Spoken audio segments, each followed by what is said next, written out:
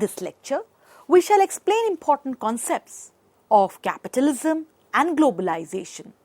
This lecture shall also discuss the impact of present-day globalization on capitalism. And with this, one would present an important case study that is examining the debates, the arguments pertaining to environmental impacts of capitalism and globalization. To begin with, how do we understand capitalism? How do we define capitalism? Capitalism is an economic system in which businesses are owned and run for profits by individuals. So therefore, capitalism, while we are understanding, we have to understand that the essential feature of capitalism is the motive to make profit. The idea of private ownership of property, profit initiative, more initiative for the market, restriction of governmental role are other important pillars as we understand capitalism. Therefore, it is essential to define and distinguish between capitalism and socialism.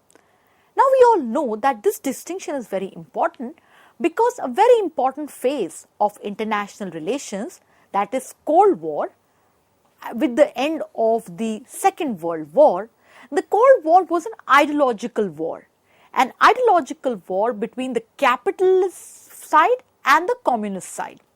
Capitalism gives focus towards individual initiatives. It favors market mechanisms over government intervention, whereas socialism stands for government planning and limitations on private control of resources. Now, with this important distinction, one comes to an important aspect, the next aspect of the lecture, wherein we look at globalization. Globalization, it is a process of interaction and integration amongst people, companies, governments worldwide. Now, we all know that globalization in terms of integration and interaction always existed. The human civilization has always seen exchange, trade, barter amongst others. But with the end of the Cold War, with the rises and advances in transportation and communication technology, the present day phase of globalization has indeed witnessed huge acceleration. Globalization has increased with respect to scale, speed, time. Globalization is a contested phenomena. There are a lot of debates on globalization, but at the same time, globalization has been able to sustain itself, namely looking at the integration, the increase in trade between and amongst nations and non-state organizations. So therefore, globalization with the spread of products, technology, information, jobs across national borders and cultures indeed is an important phenomenon in the world. Now, when we try to understand globalization, it has several dimensions. In the political dimension, one looks at the impact of globalization on the state's sovereignty and territorial integrity. We look at the rise of non-state actors wherein the effect of the global forces cuts across nation states and borders. And therefore, in the economic sphere, it is often argued that globalization and capitalism are important terms. Globalization and capitalism, when we try to debate on that, it presents that how we have to look into working of globalization and capitalism in separate yet an interdependent manner. There is an important argument which is said that capitalism is encouraged by globalization, and further that market or capitalism is the most important pillar to take, or the engine to take globalization forward. Now, as we understand capitalism like globalization, it has always existed. But today there are huge variations in the nature and degree and form of capitalism. With the rise of globalization and the rise of mechanisms of world economy, to regulate world trade and finance, capitalism also moves towards a new phase, that is of global capitalism. An example here. The Bretton Woods Conference with United Nations Monetary and Financial, also known as United Nations Monetary and Financial Conference, the Bretton Woods Agreement was created in 1944 conference at the end of the World War II, wherein all the allied nations get together at Bretton Woods, New Hampshire.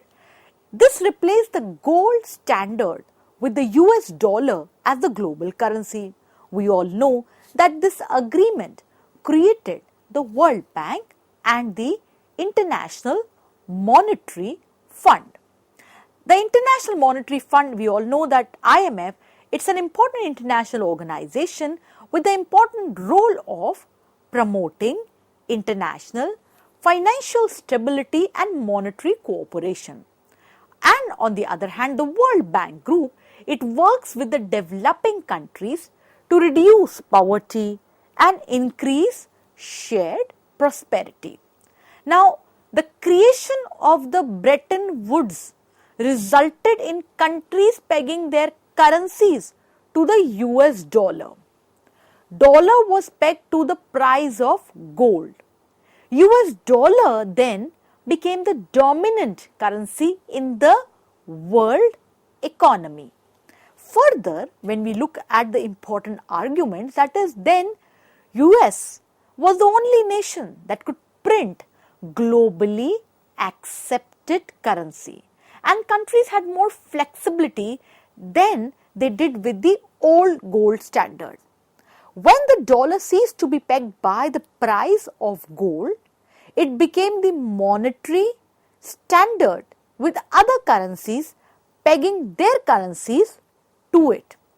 Further, as we understand the working of globalization through institutions, World Trade Organization, it is the only international organization dealing with global rules of trade.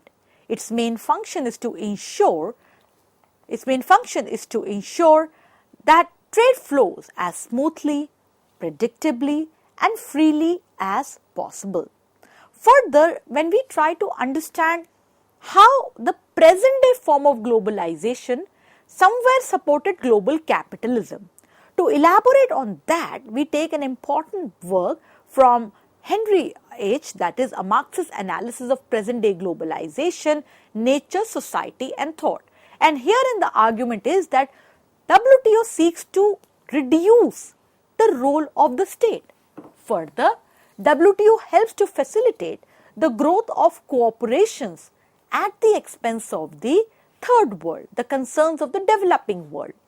Then an important aspect that how globalization, especially this present form which is supported by global capitalism, somewhere works in a manner which favors the rich over the poor countries, which further leads to adding more divisions and inequalities in the global governance structure. Add to that, it is often argued that this working of global firms, this entire ambit of apparatus of multinational and transnational corporations, industrialization, urbanization, population explosion has come at a huge cost to the environment.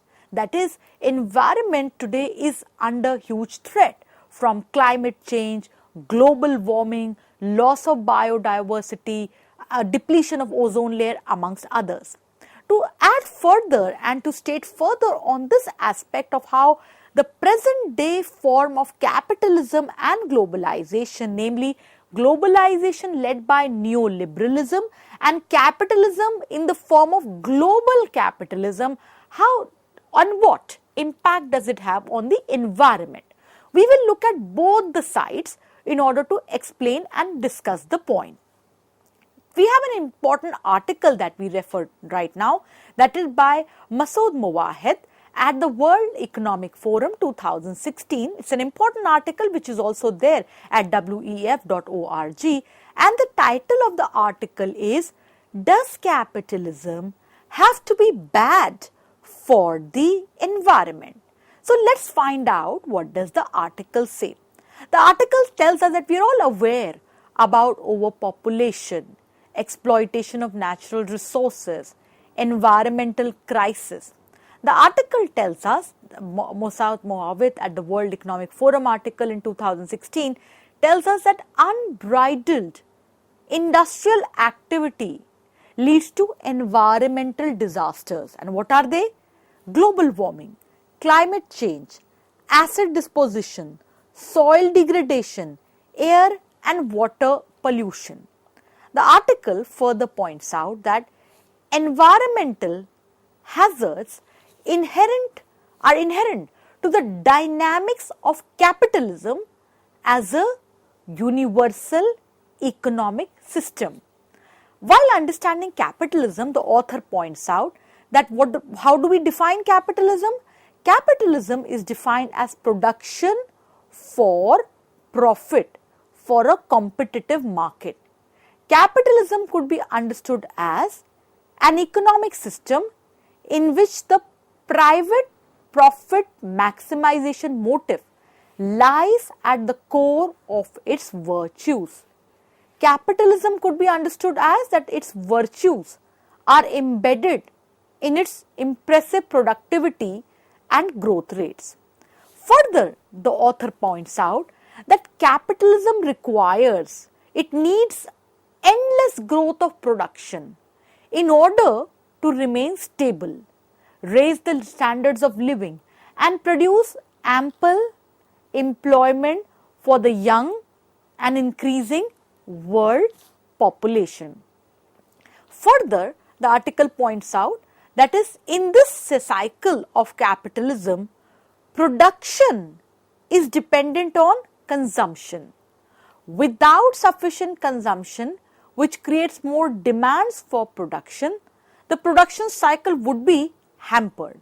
So therefore, the other important aspect, that is what the author points out, and we quote, consumption is flip side of the coin of a thriving production cycle. But while capitalism stimulates tremendous productivity rates, it biases productivity towards more consumption to ensure that the production process is not affected or harmed. Masood Moawit also points out that it is important to look that we are a finite planet because our resources are limited, our supply is limited, but demands are many. So with ecological and natural resources that ought to be preserved for sustainability, one can't have rampant industrialization, one can't support an industrial model with rampant production to reach out to consumption, because we have to understand the finite perspective. We have limited resources, limited ecological and natural resources that ought to be preserved for sustainability. And the important issue over which Moawit concludes his argument is that architecture of market under a capitalist setting does not provide any mechanism to counter the environmental hazards that the large-scale production and consumption processes inflict on the environment. So therefore, the author points some important interventions, some important solutions. That is, there is the need for right state interaction, state intervention, meaningful international cooperation to factor in approach or sustainability in the work. And it says that without the intervention of non-market entities such as state, international organizations and social forces, capitalism as an economic system simply will not safeguard our planet. So the one perspective that we read from the work of Masood Moawit at the World Economic Forum 2016 article is that capitalism somewhere, it's not a sustainable process, a viable economic system with respect to the issues of safeguarding our planet. Another important perspective that we get from the British writer, very much well known for his environmental and political activism, George Monbiot. Now, George Monbiot points out, and we quote from his blog, that is, capitalism's failures arise from two of its defining elements. And what are they? Once again, reading from George Monbiot, British writer known for his environmental and political activism. The first is perpetual growth. Economic growth is the aggregate effect of the quest to accumulate capital and extract profit. Capitalism collapses without growth, yet perpetual growth on a finite planet leads to inexorably environmental calamity. So once again, the trade-off between the finite resources and infinite demand and infinite dependence and exploitation of the resources leads to a crisis for environment. Now, we have seen two perspectives wherein which there was a critique of the fundamental way of working of capitalism, and somewhere this in the contemporary scenario, working of capitalism is related to neoliberal globalization.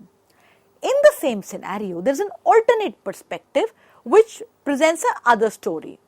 Rainer Zitelmann's work, System Change and Not Climate Change, Capitalism and Environmental Destruction. This work is also available at Forbes.com. Rainer Zitelmann, a German historian, author and management consultant too. He points out that capitalism has led to tremendous economic growth. He gives example from the 19th century to the 20th century to the present day times, wherein capitalism has led to better living conditions, better crisis management.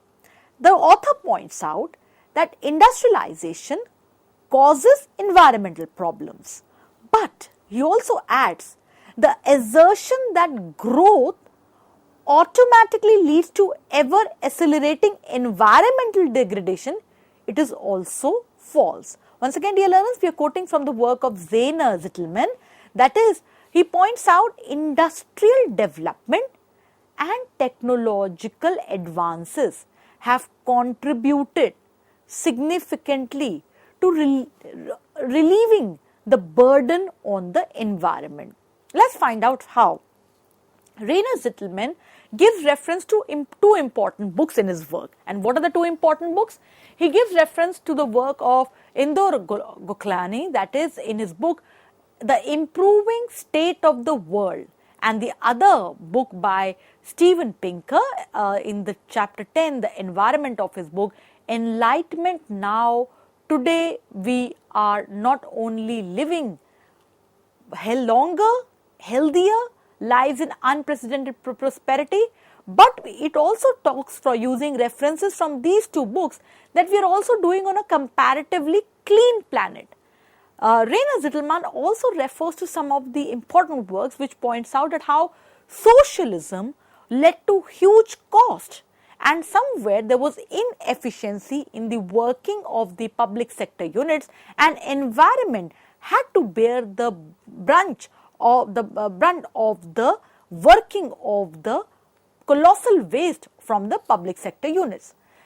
Rainer Zitelmann gives very important perspective from Heritage Foundation's work, that is how the Heritage Foundation compiles Index of Economic Freedom. Now, using this data, he gives the alternate perspective with respect to whether capitalism, whether it is detrimental for environment. The Heritage Foundation compiles its Index of Economic Freedom. It analyzes individual levels of economic freedom and thus capitalism in countries around the world. The Heritage Foundation's researchers also measure the correlation between each country's environmental performance and its economic freedom.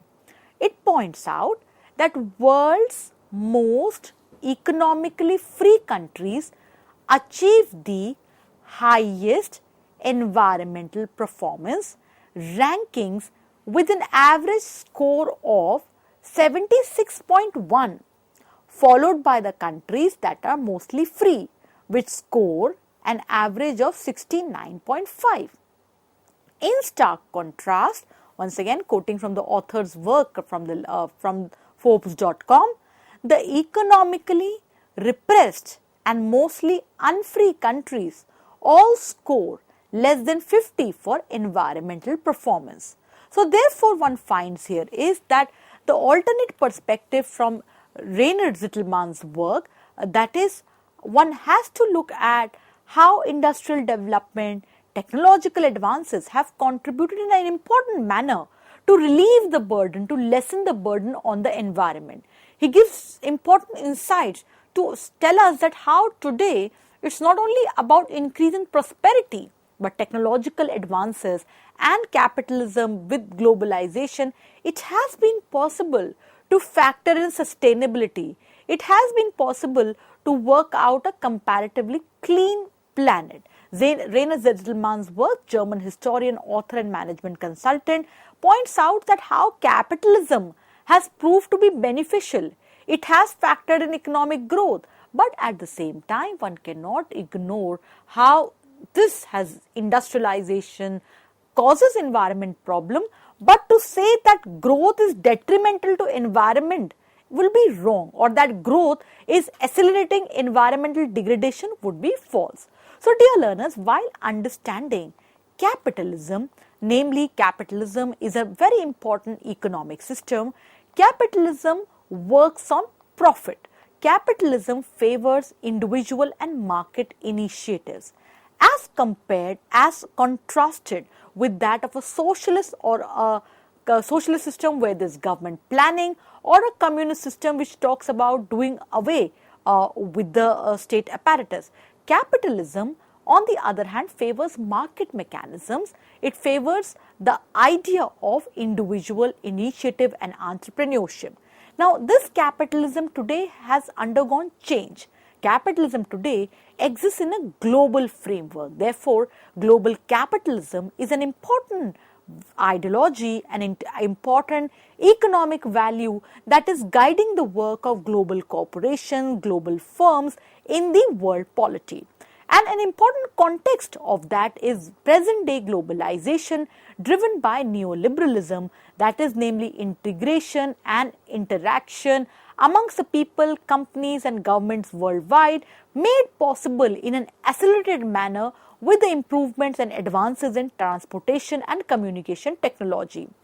Now, with this spread of products, information, what is essential here is that capitalism and globalization, they are working closely together with each other, and it is often argued that capitalism encourages globalization, or that globalization further favors the global capitalism. Now, we all know that globalization today in the form of the important anchors of the world economy coming from the Bretton Woods conference, namely the IMF, the World Bank, and the GATT rounds leading to the establishment of WTO, the working of MNCs, TNCs, in all its prey, there is an argument that how the role of the state is reduced and the working of the market forces is only for profit, which is detrimental to ecological balance.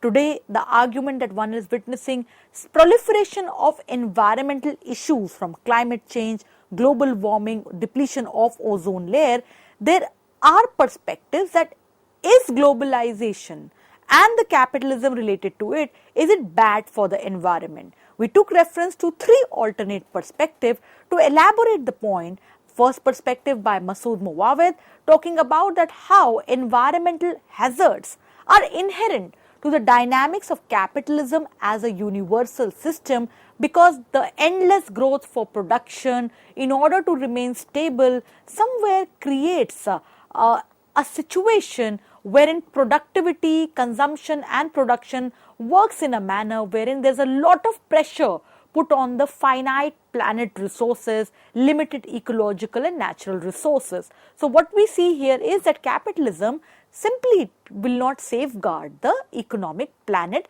unless and until there is right intervention. Another perspective from George Monbiot, the British writer, talking about that capitalism collapses without growth, and this perpetual growth on finite planet leads to environmental crisis and environmental calamity. And the alternate perspective, because we must understand any public concept from both sides, advantages and disadvantages, the alternate perspective from Rainer Zittelmann, that is the idea of system change and not climate change, looking at that how we must look at that how industrial development associated with capitalism, technological advances have made this possible to live in a comparatively clean planet, have made it possible to factor in sustainability, and therefore they have contributed significantly to decrease the burden on the environment. Dear learners, we hope that the lecture presented to you significant inputs and insights pertaining to capitalism, globalization, the relationship between capitalism and globalization, and the most important case study of the working of present-day globalization and capitalism on the environment. We look forward to positive, encouraging feedback from you all. Thank you very much.